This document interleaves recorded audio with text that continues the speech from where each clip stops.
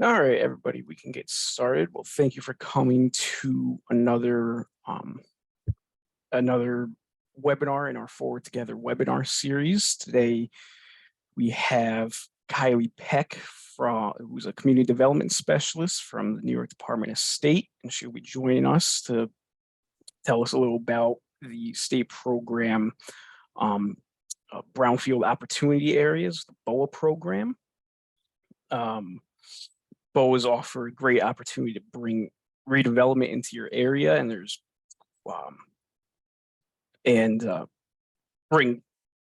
drive investment and improvement in your communities. And I won't take too much of her time, but questions are welcome. You can ask them at the end or throw them in the chat box and she can answer them at the end. And finally, this webinar will also be recorded and posted to our website afterwards. So if you miss anything, you can certainly go back and look at it then. With that, Kylie, I will hand it to you and you should be good to go. All right, great. Thanks, Sam. Thank you so much for asking me to participate this morning. As Sam mentioned, I'm Kylie Peck, Community Development Specialist with the New York State Department of State.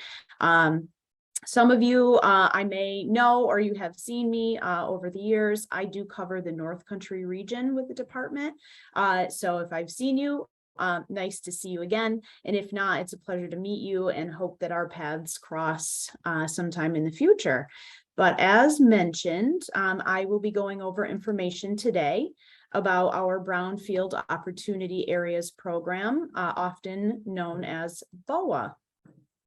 Sam, can you see my screen? Yes, it looks good. Awesome. Excellent. So just to make everyone aware, today's presentation is, as mentioned, the BOA program. And in 2022, the Department of State dedicated approximately $4 million in Environmental Protection Fund Brownfield Opportunity Area Program resources to advance community revitalization and the designation of Brownfield Opportunity Areas. We'll be covering information about that program today, and we'll include an overview of the program, eligibility requirements, eligible activities, and information on the application evaluation criteria that we use both through the Regional Economic Development Councils and through the Department of State when we're evaluating applications. You'll see as we move forward that this is an application that's accepted through the CFA process. And although the CFA for 2022 did close at the end of July, now is a really great time to start preparing for the next round of applications. So as always, for more detailed information, we house a lot of information on our Department of State website, both for our Brownfield Opportunities program and other funding opportunities. That website is dos.ny.gov. And if you go to the Community Infrastructure tab, there's a list of all of our funding opportunities right there. So if you're exploring and planning for the upcoming year, that's a really great starting point to take a look at all of the funding opportunities that we have available. Okay, so getting into the meat of the presentation today, brownfields are properties that are difficult to redevelop due to the presence or potential presence of contaminants. They can include older industrial properties, former dry cleaners, gas stations, abandoned industrial or commercial buildings, and other obsolete, vacant, or underutilized properties. The presence of known or suspected brownfields can have a detrimental effect on the surrounding neighborhood or community, resulting in area-wide blight and disinvestment. The New York Department of State's Brownfield Opportunity Area, or BOA, because that starts to get to be a mouthful after a while, was designed to help impacted communities develop and realize a vision and strategy for redevelopment of brownfield sites and area-wide revitalization. Through the BOA program, these known and suspected brownfields are transformed from liabilities to community assets that generate businesses, jobs, and revenues for local economies and provide new housing and public amenities. The types of areas where program resources are being applied include industrial and manufacturing zones, commercial corridors, mixed-use neighborhoods, downtowns, and waterfronts. And you see here on the screen just some examples of the process and what can be accomplished through utilizing our planning BOA program. So pretty incredible transformations going from a vacant site and a redeveloped site here. Okay, the BOA program provides a planning framework, funding, and technical assistance to address brownfields and brownfield impacted areas, enabling communities to envision and plan for future growth. So so everyone is aware, through DOS, our BOA program is really for the planning efforts. So there's some really great opportunities, which I'll go into, to sit down and take a look at a particular area and really determine the best use for that and how you can get designated as a BOA to allow additional funding sources in the future. Through the development of a BOA plan, which was formerly known as a BOA nomination, communities evaluate existing conditions, build consensus on desired future uses, and establish goals for area-wide revitalization and redevelopment of strategic sites while promoting environmental equity. Following designation of a BOA by the Secretary of State, eligible applicants can request funding for additional pre-development and phase 2 environmental site assessment activities to advance community-supported implementation projects identified in the plan. So let's take a look at the BOA process. The first step of the BOA program is to prepare a BOA plan, which is a realistic, community-based vision and strategy for an area impacted by brownfields. This plan is submitted to the Secretary of State with a request that the area be designated as a brownfield opportunity area. Upon designation, BOAs receive certain advantages and additional resources to support revitalization of the area consistent with the BOA plan, including increased tax credits for private sector redevelopment of brownfield sites through the Brownfield Cleanup Program, or BCP, eligibility for BOA pre-development and site assessment grants, and priority and preference for other New York State grants. So New York State has really acknowledged the cleanup efforts through these brownfield programs and used those as incentives for additional funding sources, which has become a really great step-by-step process to further the development in our communities across the state.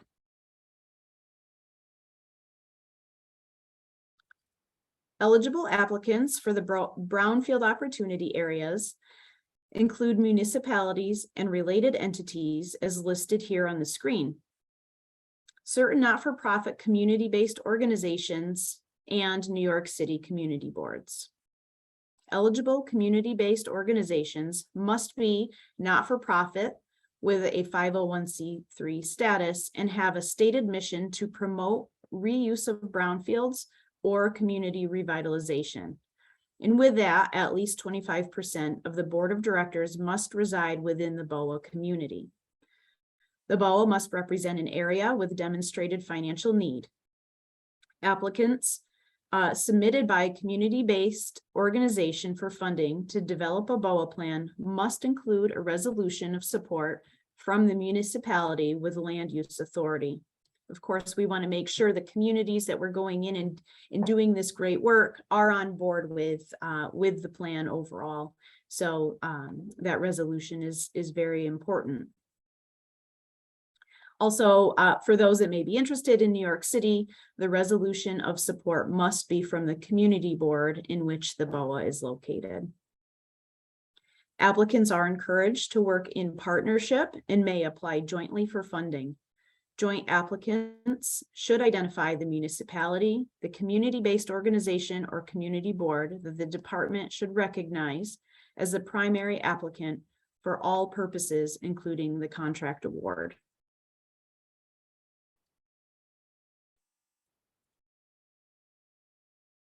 So BOA funding is available for up to 90% of the total eligible project costs, which is a really great incentive for the 3 types of activities that are included here on this slide. This includes developing a Brownfield Opportunity Area Plan. I mentioned earlier that was formerly known as a BOA nomination in 2022. We did update that to just be called a BOA plan. Makes it a little bit easier. To create a strategy for revitalization. Next, you can apply for pre-development activities to advance projects within a state designated BOA. So once you develop the plan, it goes to the Secretary of State for designation. And then once that designation has been applied, you can apply for further funding for pre-development activities, which I'll cover what that means further on in the presentation. And then lastly, phase 2 environmental site assessments within a state designated BOA. So eligible applicants may apply for any of these 3 grant activities with the maximum of each grant awarded up to $500,000. An application for funding should only include one type of activity. So one in each of these categories here. So if you want to do multiple types of activities, we recommend that you submit separate applications for each activity type, and the budget and supplemental material requirements must be included with each application as directed in that CFA application that you would be reviewing.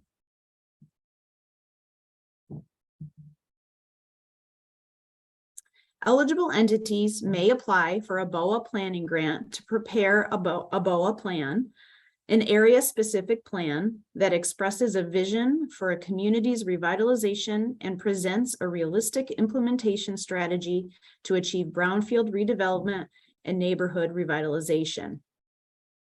All BOA plans completed under this program shall be submitted to the Secretary of State in support of an application for a designation of the area as a Brownfield Opportunity Area. Additional guidance describing the requirements for BOA designation can be found at the link shown on this slide. And again, you can always visit the DOS website, dos.ny.gov, and take a look at the Brownfield Opportunity Areas tab under Community Infrastructure. You can find all of the information there, our previous request for application. You can look at the program details and make sure you're really getting a full understanding of what needs to be submitted.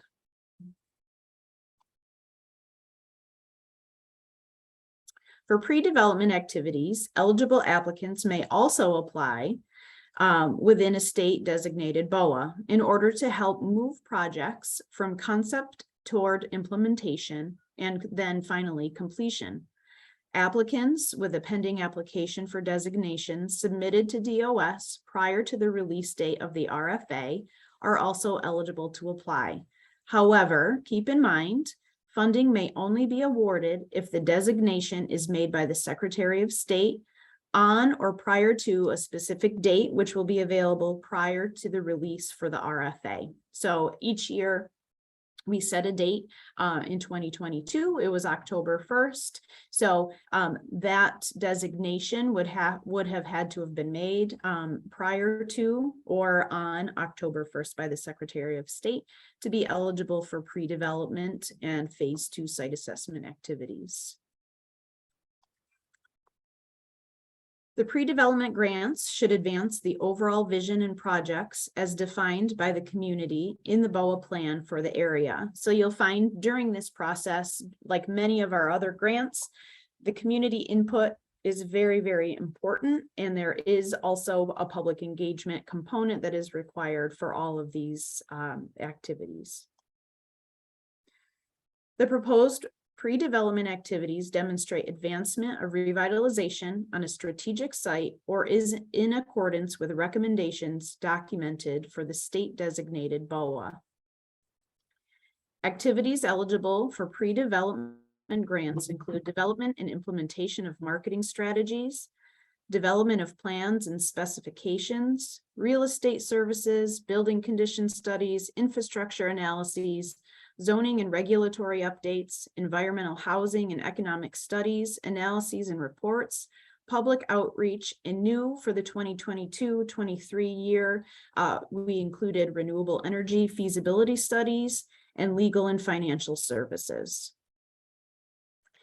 It is important to note that pre-development grants cannot be used for capital expenses under this specific solicitation. Again, you could follow the link on the slide for more information about our BOA program. All right, next up, we'll cover information regarding the Phase 2 environmental site assessments. Eligible applicants for this particular grant activities would submit the information in order to gather reliable information about a property's environmental condition that can guide the grantee in making an informed land use decision. Applicants must demonstrate that additional environmental information is necessary to determine technically and economically viable land uses for the BOA. The completion of an environmental site assessment should advance the goals and priorities for revitalization and redevelopment of the BOA area. Projects must be located within a state designated BOA. Applicants with a pending application for designation submitted to DOS prior to the release date of the RFA are also eligible to apply for these activities. However, as mentioned previously, funding may only be awarded if the designation is made by the Secretary of State on or prior to the date determined upon the release of the request for applications.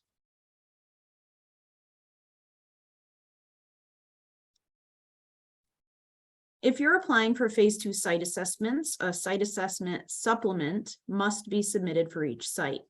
Phase 2 environmental site assessments must meet the criteria established in the Phase 2 application for site assessment supplement. Phase 2 environmental site assessments will be evaluated on a pass-fail basis for eligibility and evaluated per the scoring criteria outlined in the application evaluation criteria. Further Department of State guidance on Phase 2 environmental site assessments is found on the BOA Site Assessment Supplement Package, which is available on the website shown at the bottom of this slide. It's always really great. Mentioned several times our website, and we house a lot of really important information there. You know, all of the information that you would need to prepare an application, gather documentation, and everything you might need can be found there. So I'll continue to mention the use of our website for sure.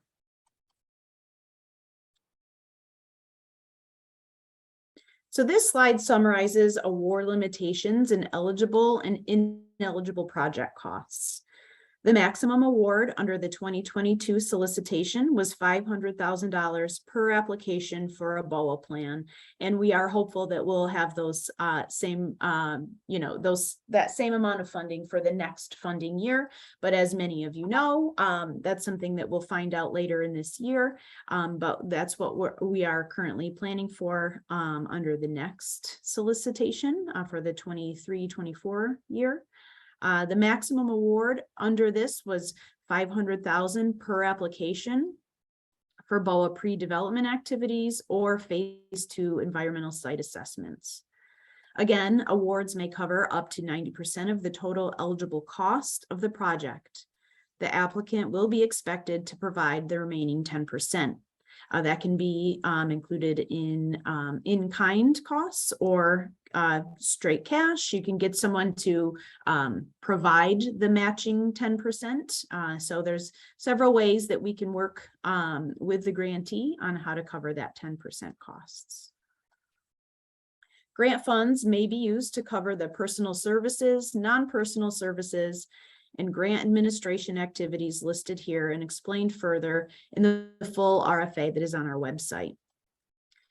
Ineligible costs include indirect or overhead costs, salaries of elected officials, costs incurred prior to a contract start date, or costs not adequately justified or that do not directly support the project.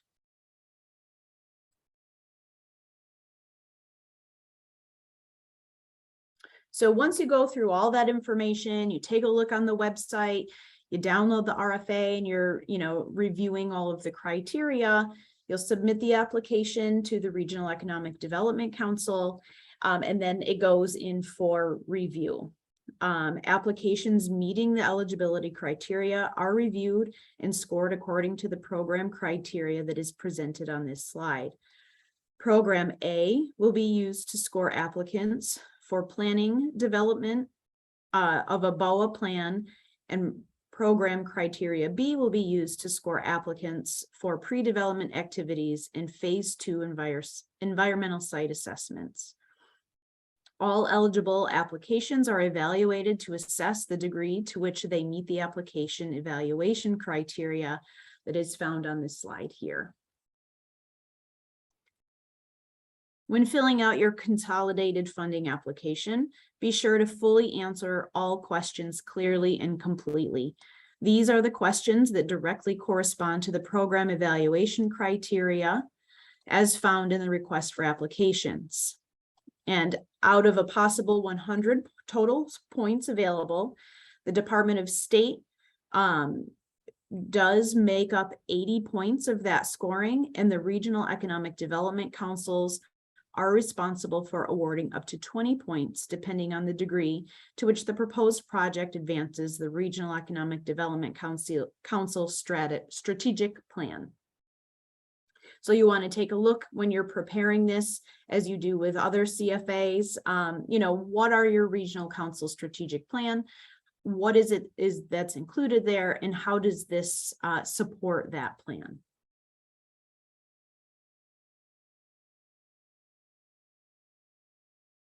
So again, detailed information about the BOA program is available at our Department of State website shown on this slide. And those interested in the program are encouraged to read the 2022 RFA in preparation, but please be reminded that grant programs and requirements may change from year to year. So be sure to review requirements for the funding request you will be applying for. So once the CFAs reopen in May is typically when we see those open up, you'll want to download the next one and just make sure you're covering all the bases and making sure you're reviewing all the criteria and all the needed information for that particular funding year, just to make sure you're including all of the information that you need to submit.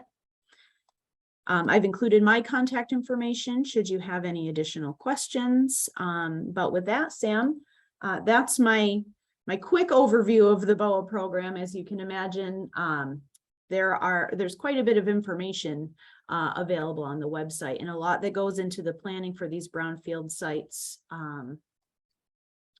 So I'll stop sharing my screen and see if there's any questions that I might be able to answer, or any thoughts, or, I'm open. Thank you for that nice quick overview. So yes, like she said, are there any questions for Kylie?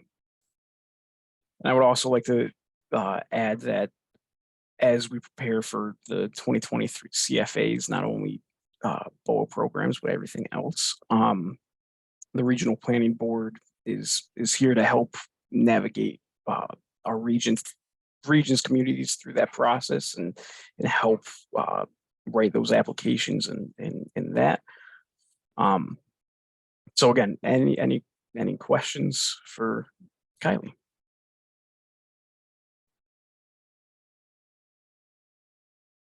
Kylie, this is Sue Clary. I'm town supervisor for Salem. I'm glad to see that Chris is online because we have frequent phone calls. Salem has like 5 properties that are coming up for auction, and they would probably all be considered brownfield areas, but they're spread all over the town. Sure. And so,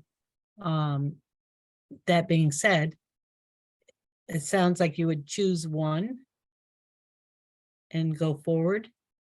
So I would encourage you to take a look at the proximity of those buildings, and you can with the BOA nomination process or the BOA plan, identify a full area. So it doesn't have to be one specific site. So it could be, 200 acres, and included in that could be up to 5 potential brownfield sites. So you could take a look at that and then identify specific planning activities, even within each of those specific sites. So it's a great way to start the planning on that. And then it opens up additional funding sources. So if you did identify the 5 buildings as brownfield sites, through this 3-phase planning opportunity, you could then open up some additional funding depending on which ones you identified as strategic sites within that plan. Thank you, Kylie. The New York Restore, there was an intent to apply that needed to be done by a certain time frame. And so our Washington County planner, who is terrific, encouraged me to put an intent to apply in. Both were accepted, but you have to choose one. Is that similar to what this program is? So the similarities there? Restore New York is a little bit different. So this you would submit a full area, and then you would start the planning phases through that. Keeping in mind this isn't a capital grant like the Restore New York program is. This is for planning. So you could submit. We have had communities submit various BOA area or brownfield areas.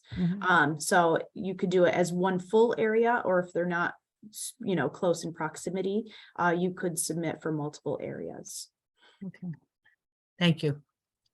It's interesting because the one that is possibly coming up for auction, because you don't know yet whether they can sell at the last minute, but it's 5 years worth.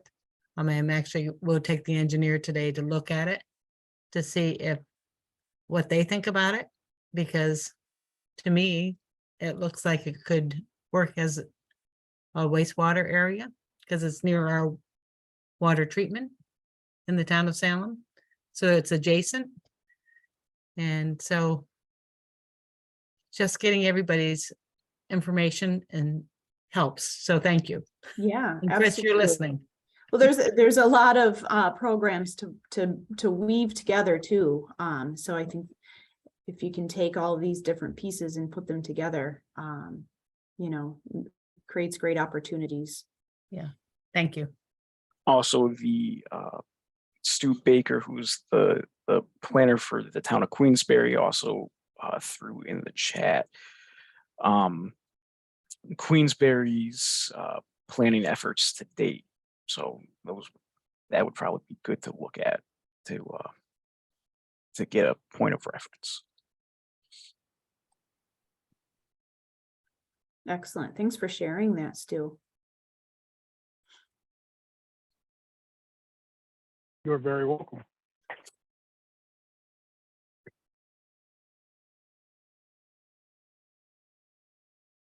Well, Any other good. questions? Hopefully no one's sleeping. Well, thank you for your questions, Sue. And if anybody thinks of anything else, you can reach out to myself, or Kylie had her contact information up there as well. And I can pass it along to her. But thank you for coming. And like I said, as we're preparing for CFAs, or if you're preparing BOA applications, the Regional Planning Board is here to help through that process, help navigate that process. So with that, Kylie, thank you for coming and sharing this with us today. Thank you, everybody. Thanks, Sam. Thank you very much, Sam. Thank you, Kylie. Thanks.